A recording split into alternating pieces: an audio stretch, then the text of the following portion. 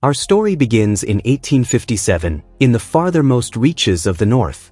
A ship lies trapped, frozen solid in the ice.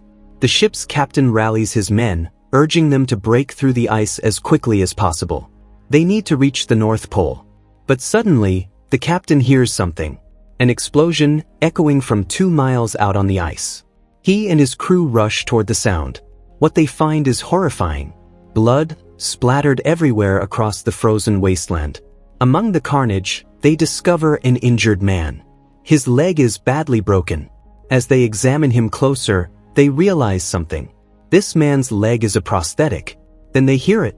A low, menacing growl in the distance. They quickly carry the injured man back to the ship, preparing themselves for whatever creature is out there. They assume it's a bear. But their gunshots do nothing. The bullets have no effect on this creature. When their shots do nothing, they realize the terrible truth. They need to get back on the ship now. The creature begins slaughtering the crew members with brutal efficiency. It climbs up onto the ship itself. Then it speaks. "Give him to me. It's here for the injured man."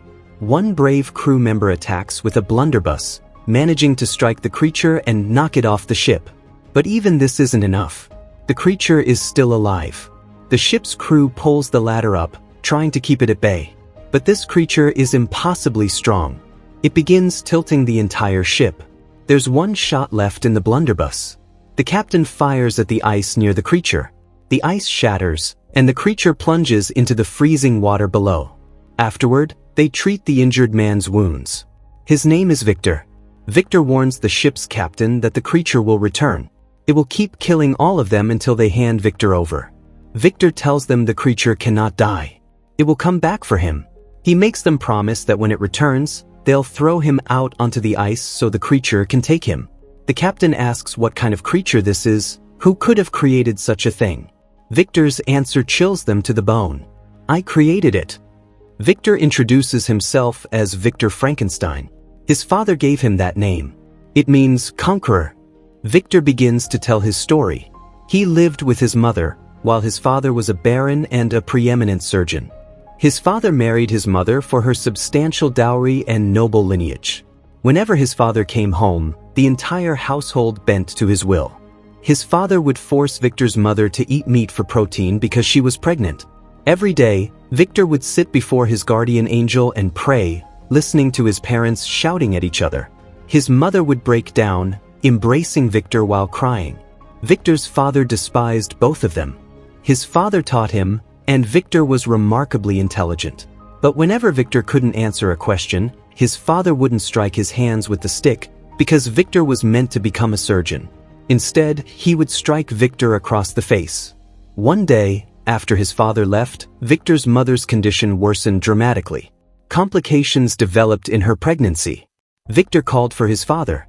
His father operated on Victor's mother, but she didn't survive. He only managed to save the newborn. Victor was shattered by his mother's death. Darkness consumed his life without her. His younger brother William was raised completely differently than Victor had been. Victor's father showered William with love and affection. This filled Victor with jealousy. He was also deeply haunted by the fact that his mother had died at the hands of the most famous doctor of the time, his own father. Victor confronts his father. "You let her die, didn't you?" His father replies that he tried everything to save her, but no one has ever conquered death. Victor's response is defiant. "Then I will conquer death." That night, Victor has a vision. A dark angel appears to him, making a promise. Victor would have command over the forces of life and death. He would become every ounce the surgeon his father was. He would surpass him in ambition and in reach. Back in the present, the creature breaks through the ice. Victor continues his story. 2 revolts and a fire on his mother's plantation destroyed the family fortune. His father passed away as well. After that, William went to one side of the family in Vienna, while Victor went to Edinburgh. And there, for decades, he tried to expand the narrow limits of academia. Victor delivers a presentation at the Royal College of Medicine. He declares that birth is not in our hands. That belongs to God. But death? Death is something we can control. Man may pursue nature to her hiding places and stop death entirely. Victor has brought the corpse of a dead shopkeeper. The hand attached to it belongs to a carpenter. Victor has completely joined the hand and body together. The moment he applies the battery, life surges back into the corpse. Victor explains that the convulsions they're witnessing aren't unusual, but the flow of energy inside the body follows a different notion entirely, called chi. The professors are outraged. This isn't some circus act. This trickery won't be tolerated here. Victor demonstrates further. He shows the dead body catching an apple. When he tells it to give him the apple, the dead body hands it over. But the professors demand he stop immediately. This is unholy. God gives life and God takes it. Watching all of this from the audience is a man named Henrik Harlanda. Victor removes the needle from the dead body, and it becomes lifeless once more. As Victor leaves, Henrik approaches him. He's brought a letter of introduction written by Victor's brother, William. Henrik tells him that William is coming to visit. He wants to introduce Victor to his fiancée, Elizabeth, who happens to be Henrik's niece. Then Henrik asks the question that's been burning in his mind. Does Victor truly believe it's possible to assemble a man with an entirely new body and give him life? Victor's response is simple. You saw it, didn't you? Henrik was deeply impressed by what he witnessed. But he challenges Victor. Can you contain your fire, or are you going to burn your hands before delivering it? Victor tells him to leave. But Henrik persists. 3 days from now, they'll meet William and Elizabeth. And that same evening, I will change your destiny. 3 days later, Victor arrives at Henrik's home. He's brought his research papers with him. Henrik understands that Victor is using the nervous system to deliver the surge of energy. But that's precisely the problem. The sustainability of the life force is very brief. It wanes and evaporates. Henrik had already figured out during the presentation that the body would die shortly. Henrik was once an army surgeon himself, but now he's an arms merchant. He asks Victor if he's ever heard of the Evelyn tables. Henrik possesses a remarkable wooden plank displaying an entire human body's lymphatic system. It moves a mere 3 liters of fluid, but it's a vast network. And the 9th configuration, an almost ethereal structure surrounding the heart, can distribute but also store energy. Seeing this, Victor suddenly understands. All of this is happening near the spinal column. Henrik makes his offer.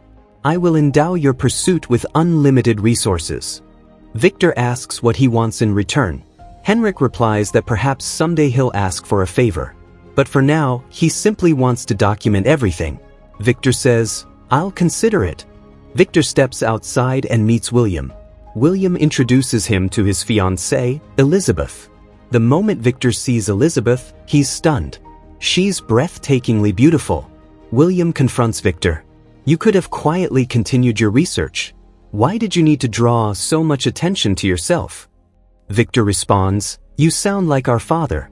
He believed that if he could regenerate life through divine act by physical and chemical means, why should he remain silent? Elizabeth laughs at this. Victor and Elizabeth's views couldn't be more different. Back in the present, there's commotion outside the ship. The ship's captain receives word that a watchman has spotted the creature. But the captain is determined to protect Victor. Back in the past, Victor, Henrik, and William arrive at an old tower. This is where Victor will conduct his research going forward. William will assist him with the entire project. Victor begins listing all the equipment he needs. His deal with Henrik is finalized. Victor selects a test subject from among the criminals scheduled for hanging. But there in the market, his eyes fall on Elizabeth. Elizabeth heads to a church to make a confession. Victor follows her, curious about what she needs to confess. Victor takes the father's place in the confessional. Elizabeth tells him she sinned. She's had wicked thoughts about her fiancé's brother. Victor asks if it's about lust. No, Elizabeth says. Hatred. He's an appalling and grotesque person. He tries to control and manipulate everything and everyone around him. The truth is, Elizabeth had seen Victor in the market. She knows it's him on the other side of the confessional. They end up having dinner together. Victor guesses she bought romantic books at the market, but she actually purchased books about insects. She's interested in their science. Victor finds this endearing. They begin to dance. For the first time in his life, Victor finds himself more interested in life than in death. Victor starts leaving William alone at work, telling him, I trust only you. Meanwhile, he spends his time with Elizabeth. Together, they catch a butterfly. William follows every one of Victor's instructions, preparing the entire lab. He's handled all the complex tasks. Victor begins his experiments. But one day, Henrik arrives with troubling news. Wars are becoming less frequent, and with them, his funds are drying up. Henrik's patience is running out. He tells Victor that a battle will take place next week, which means many dead bodies will wash up on their shores. Victor has only 1 week to figure out how to deliver the current throughout the entire body. Shortly after, Elizabeth comes to visit. She sees his research. Victor opens his heart to her. "I want you to stay with me always." But Elizabeth replies, believing something does not make it true. She's already chosen Victor's brother, William. Elizabeth's departure leaves Victor devastated. He's ready to give up. But then an idea strikes him. Using it, he brings his test subject's dead body to life with the current. Victor had found the final key he needed. He goes to the battlefield to search for a suitable subject among the dead soldiers. He needs a tall specimen. Scale will make the work easier. He cuts parts from many different bodies, assembling them into one body. Henrik photographs everything. Victor connects the battery to the body, preparing it. A storm is approaching outside. He'll be able to charge his battery with it. Victor goes to tell Henrik, but Henrik asks him for medicine. He's sick. Victor sees his true condition. He realizes Henrik has syphilis. Henrik is dying, and in exchange for all the funds he's provided, he wants that perfect body for himself. The moment Victor hears this, he refuses. Not yet. Victor goes upstairs to install silver rods on top of the tower to catch the lightning. Henrik tries to convince him. "I'll give you whatever you want, even Elizabeth."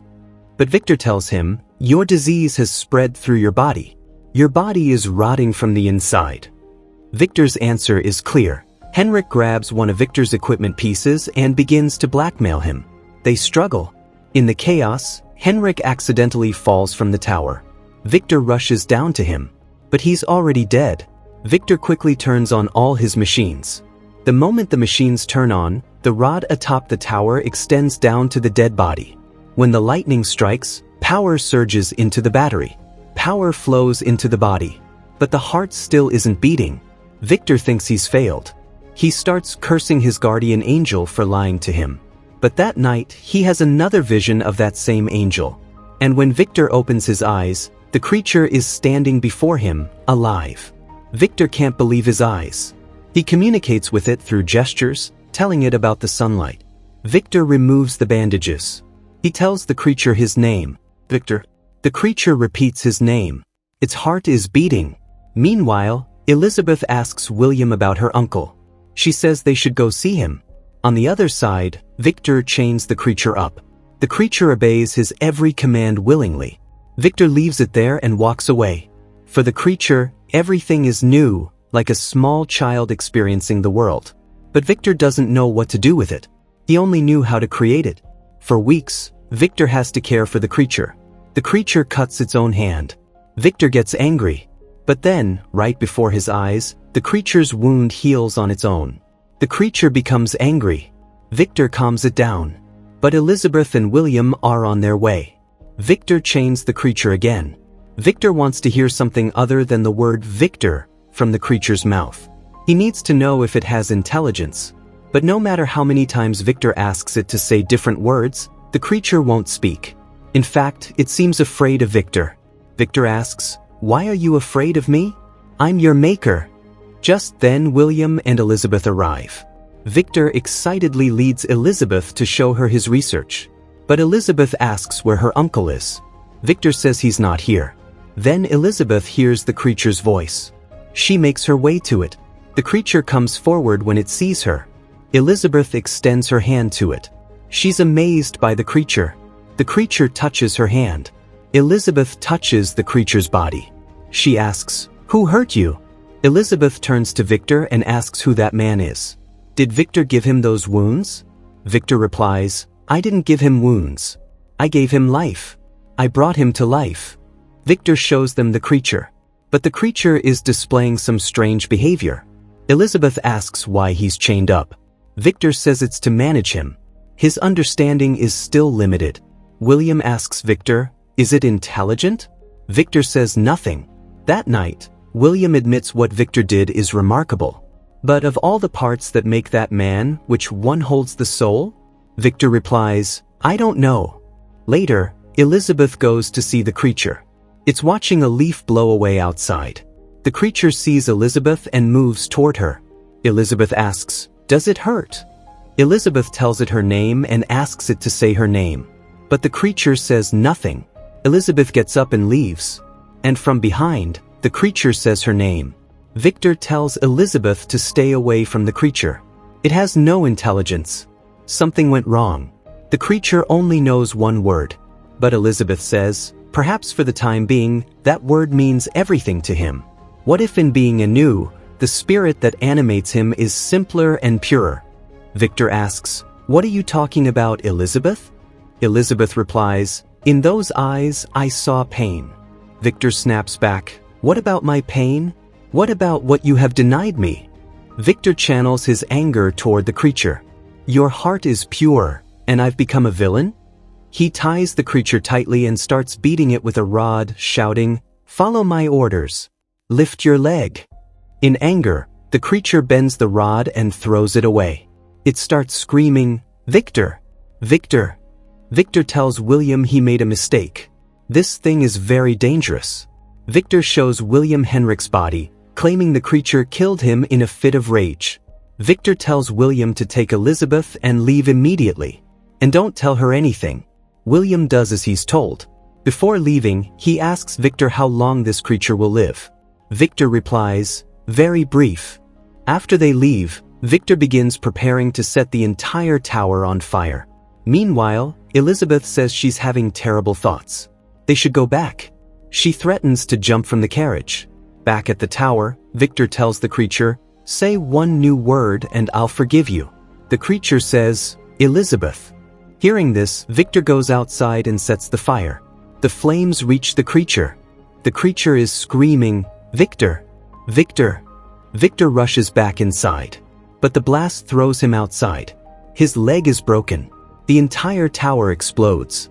Elizabeth and William arrive just in time to see it. But the story didn't end there. The creature has made it onto the ship. It says, "My maker told his tale. Now hear mine." The creature tells his story. When the fire started, he kept calling Victor's name. But when he realized he was alone, he decided to escape. He broke the chains and followed the water out of there. He fell into the sea. Sometime later, he regained consciousness on a shore far from the tower. The creature began observing the trees and plants of the forest. He saw skulls there. He took their clothes and wore them. In the forest, he watched a deer eating fruit, so he ate some too. He even fed fruit to the deer. But suddenly, hunters started shooting at him. The creature runs from them. Within moments, his wounds healed. But he started feeling cold. He breaks into a house. The creature sleeps in a corner. But in the morning, the people who live there return home. They're the same hunters who shot at the creature. In their family is an old man who can't see very well. Watching them talk, the creature learns words. He wants to become part of this family. So at night, he starts helping them with their work. They believe he's the spirit of the forest. The creature likes this. From that day on, he becomes their guardian angel. And on occasions, they too extended a small kindness toward him. The creature is happy. But one day, wolves attack and kill some sheep. Some hunters will go to the city to sell the old sheep. Others will hunt the wolves in the forest. But the old man wants to stay behind. Despite their insistence, he won't go with them. When he's alone, the creature appears before the old man. The old man asks who he is. The creature replies, "Traveler." The old man invites him to sit in a chair. He says there's some food right there. The creature accidentally drops and breaks a bottle. The old man says, "Don't be afraid. Don't be afraid at all."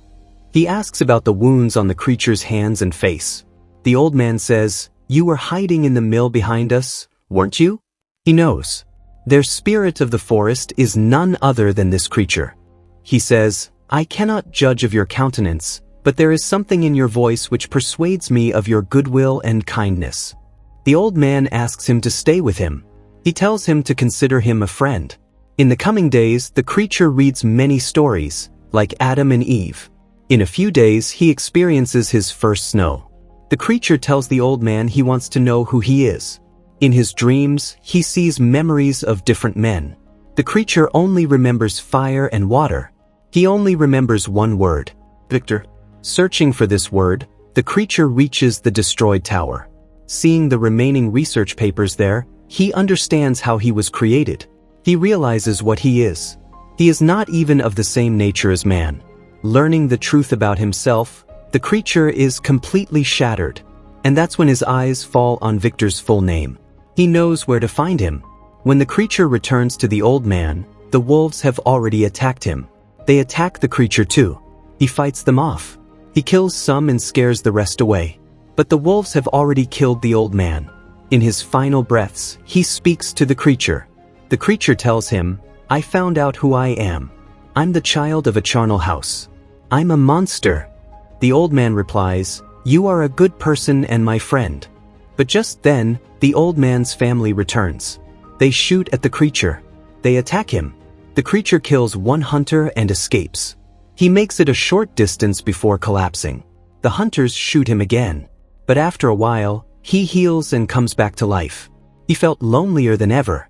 Every human has one way to escape their pain. But the creature doesn't even have that. The scene shifts to Victor. He has another vision of that angel. When Victor wakes up, it's the day of William's wedding. Before the wedding, Victor goes to see Elizabeth. He tells her that obsession has left him. "I congratulate you and my beloved younger brother." But Elizabeth is still angry with him. She slaps him and throws him out. Elizabeth has kept the leaf the creature gave her all this time. In his room, Victor senses the creature's presence. He says, "Come out of the shadows." The creature appears before him. Victor realizes the creature is intelligent. His work wasn't flawed. And the creature wants Victor to create a companion for him. But Victor flatly refuses. "I won't create another monster. I won't make the same mistake again." The creature says he can't die.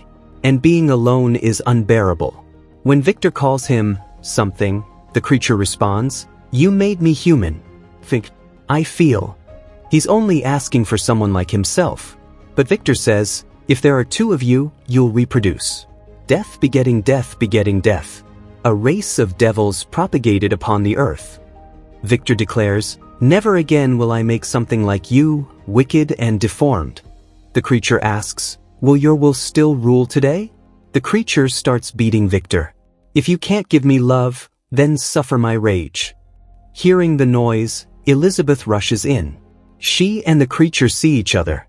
But Victor shoots at the creature. Elizabeth takes the bullet herself. Victor tells everyone the creature attacked her. Elizabeth says, "Take me with you." The creature take her with him. In all this chaos, William is injured. Victor tries to save him. But William says, "I fear you, Victor. All of this started with you. You're the real monster." William dies. Victor grabs a gun. Meanwhile, the creature carries Elizabeth to a cave. Elizabeth was in love with the creature. She says, "What could be better than to die looking at you?" Gun in hand, Victor arrives there. He sees Elizabeth's dead body. The creature attacks him. "You called me a monster, didn't you? Today I'll show you savagery." He says, "I will make you humble." Victor chases after the creature, but it vanishes into the snow. For many days after, Victor searches for it. He's out hunting the creature. While resting at one spot, the creature appears before him on its own. Victor quickly loads his gun. He shoots the creature's outstretched hand. But the creature grabs him by the leg and drags him down. "You only listened to me when I hurt you." Victor has brought dynamite to kill the creature. The creature tells him to light it. He tells Victor to run. The creature detonates the dynamite in his own hand. But even this doesn't kill him. He starts healing again. Once more, his hope for mercy is destroyed. And he's left with only one path. That's when the ship's crew rescues Victor. And now both of them are on the ship. The creature tells Victor, "I will bleed, suffer. But it will never end." Victor grabs the creature's hand and apologizes. He realizes he's done something terribly wrong. But the creature understands that his creator is dying. He says, The tide that brought me here now comes to take you away, leaving me stranded. Victor calls him my son and asks for forgiveness. He tells him, if you have it in your heart, forgive yourself into existence. If death is not to be, then consider this, my son. What recourse do you have to live? Victor says he just wants to hear his name from the creature's mouth one last time. The name that was once his entire world. The creature says, Victor, I forgive you. And Victor dies. The creature says, rest now, father. Perhaps now we can both be human. The creature quietly climbs down from the ship. He pushes the ship, breaking it free from the ice. These people will be able to complete their journey. And with that, friends, this story comes to an end. Let us know in the comments how you liked this explanation. Don't forget to like the video and subscribe to the channel. We'll see you in the next video.